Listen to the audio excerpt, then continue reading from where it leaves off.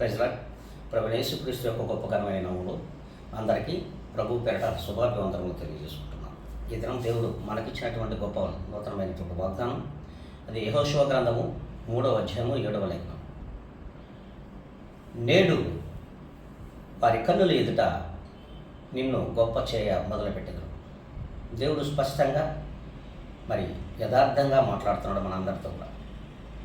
వారి కన్నుల ఎదుట అంటే దేవునిని ఎవరైతే విశ్వసించరో, ఎవరైతే నమ్మరో, ఏ భక్తిహీనులు బలహీనులు అయినటువంటి జనాంగముల మధ్యలో ప్రభువును నమ్మినటువంటి బిడ్డలను ఆయన గొప్ప చేస్తానని వాగ్దానం ఇస్తున్నాడు.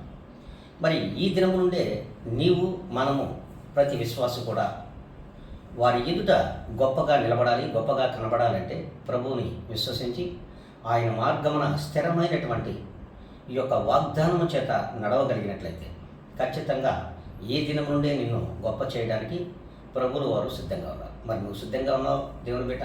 ఒక్కసారి ఆలోచించు. అలాగా ఆలోచించినట్లయితే ఈ దినం నుండి నువ్వు గొప్ప కావాలనుకుంటే, వారి ఎదుట నువ్వు గొప్పగా కనబడాలి అనుకున్నట్లయితే ప్రభు యొక్క ప్రార్థనలో ఏకీపించాలని ప్రభు పేరట మనవి చేసుకుంటాం. పరిశుద్ధుడా, ప్రేమ కలిగిన మా తండ్రి, కృపా కనికరములు కలిగిన మా దేవ, మీ పాదములకు ఎనలేని వందనములు, కోటాను కోట్ల కృతజ్ఞత స్తుతి స్తోత్రములు సమర్పించుకుంటున్నాను.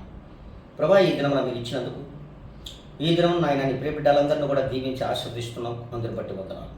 ఈ దినం నుండి అయినా సరే మేము స్థిరమైనటువంటి ఈ వాగ్దానం చేత నడవడానికి కృప చూపమని, అలాగే వీక్షించుచున్న ప్రతి బిడ్డను కూడా మీ చేతులకు అప్పగించుకుంటున్నాను. నేను మికిలిగా తగ్గించుకొని యేసుక్రీస్తు యొక్క గొప్ప ఘనమైన నామములో అడిగి వేడుకొని ప్రార్థిస్తున్నాను మా తండ్రి.